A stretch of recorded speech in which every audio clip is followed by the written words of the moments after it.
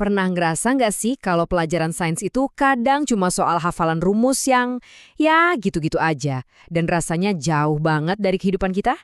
Ternyata Anda nggak sendirian. Kementerian Pendidikan Indonesia baru aja merilis panduan yang revolusioner buat ngubah semua itu. Yuk, kita bedah bareng-bareng gimana rencana mereka bikin sains jadi relevan dan benar-benar bermakna. Oke, kita mulai dari sini. Kelas sains di konsep ulang. Ini bukan sekedar perbaikan kecil-kecilan ya.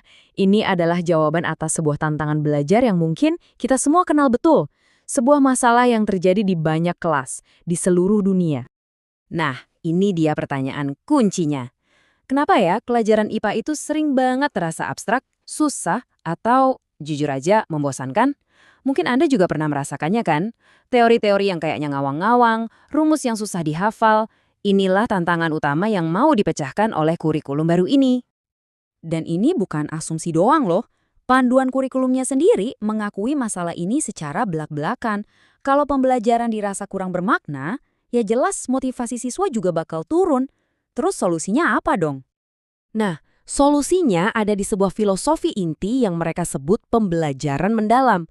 Ini bukan sekedar metode baru atau trik ngajar ya.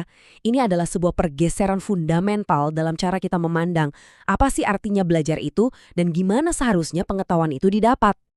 Jadi, apa sih sebenarnya pembelajaran mendalam itu? Gampangnya gini deh, ada 3 pilar utama. Pertama, kita harus benar-benar memahami konsepnya, bukan sekedar hafal definisi di buku. Kedua, kita harus bisa menerapkan pengetahuan itu dalam situasi yang nyata. Ini yang bikin ilmu jadi berguna. Dan yang ketiga, kita perlu merefleksikan gimana semua ini nyambung ke diri kita sendiri. Biar pelajaran itu jadi bagian dari hidup, bukan cuma tugas sekolah. Oke, perubahan besar pertama dalam pendekatan ini adalah meruntuhkan tembok pemisah antara teori dan praktek. Kurikulum ini menegaskan kalau apa yang siswa tahu dan apa yang bisa mereka lakukan itu ya satu kesatuan yang nggak bisa dipisah-pisah. Coba kita lihat pembagiannya.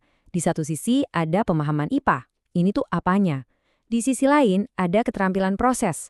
Ini bagaimananya, cara berpikir kayak ilmuwan. Kurikulum tradisional itu seringnya kejebak di sisi pertama aja.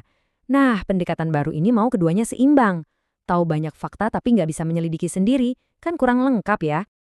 Jadi ini dia poin kuncinya. Siswa nggak cuma belajar tentang fotosintesis dari buku, tapi mereka juga belajar gimana caranya merancang eksperimen buat membuktikannya.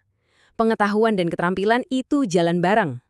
Oke, jadi pengetahuan dan keterampilan harus nyatu. Tapi gimana cara bikin ini hidup di kelas? Jawabannya, dengan menghubungkan sains langsung ke dunia nyata, ke isu-isu yang relevan buat para siswa di Indonesia. Pembelajaran nggak lagi terjadi di ruang hampa. Topik-topiknya itu diambil langsung dari tantangan yang kita hadapi sehari-hari. Dari perubahan iklim sampai keamanan pangan.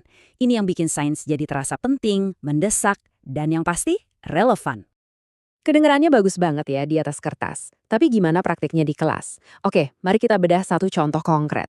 Kita ambil topik interaksi makhluk hidup dan lingkungannya buat lihat gimana siklus pembelajaran mendalam ini berjalan. Nah, ini dia kerangkanya. Siklus 3 langkah yang kelihatannya sederhana tapi kuat banget. Memahami, mengaplikasi, dan merefleksi. Ini adalah alur yang mengubah informasi jadi pemahaman dan pemahaman jadi aksi nyata. Semuanya dimulai dari memahami. Jadi, daripada langsung dicokokin teori efek rumah kaca, siswa diajak melakukan eksperimen simpel dulu. Misalnya, bandingin suhu di botol yang ada tanamannya sama yang nggak ada. Mereka lihat langsung, bukan cuma baca. Ini ngebangun pondasi pemahaman yang kuat banget. Lanjut, mengaplikasi. Pengetahuan dari eksperimen tadi nggak cuma berhenti jadi laporan praktikum. Nggak. Siswa ditantang buat pakai ilmunya. Mereka bisa bikin kampanye di media sosial, rancang poster, atau bikin proposal kecil buat lingkungan sekolah. Pengetahuan jadi aksi. Dan ini dia langkah yang sering banget kelewat. Padahal bisa jadi ini yang paling penting. Merefleksi. Setelah paham dan beraksi, siswa diajak buat ngaca. Apa artinya semua ini buat gue? Pertanyaan simpel kayak, apa ya satu hal kecil yang bisa gue ubah setiap hari? Nah, itu jembatan yang mengubah tugas sekolah jadi komitmen pribadi. Siklus 3 langkah ini benar-benar fleksibel. Mungkin Anda mikir, ini kan cocoknya buat topik lingkungan doang. Eits, tunggu dulu. Metode ini bisa diterapkan di mana aja. Contohnya, di topik kesehatan. Daripada cuma ngapalin nama-nama organ, siswa bisa aja wawancara petugas medis di puskesmas. Atau soal bioteknologi, mereka nggak cuma baca soal fermentasi, tapi mereka beneran bikin tempe atau yogurt, menghubungkan sains dengan tradisi pangan kita. Kuncinya selalu sama, cari koneksi ke dunia nyata. Pada akhirnya, semua ini tuh tujuannya satu. Dan ini tujuan yang besar banget. Ini bukan cuma soal dapat nilai IPA yang bagus, tapi soal membentuk manusia seutuhnya. Nah, ini dia profil lulusan yang diharapkan. Bukan sekedar orang yang hafal banyak fakta sains, tapi seorang pemikir kritis, pemecah masalah yang kreatif, dan warga negara yang peduli.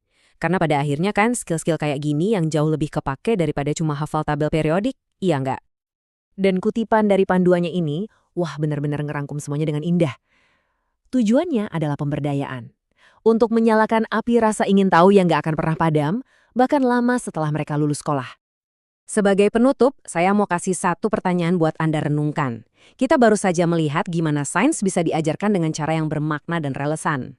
Sekarang, coba deh bayangin, gimana jadinya kalau sejarah, matematika, atau bahkan seni diajarkan juga dengan siklus yang sama, memahami, mengaplikasi, dan merefleksi. Kira-kira apa dampaknya buat generasi kita ke depan?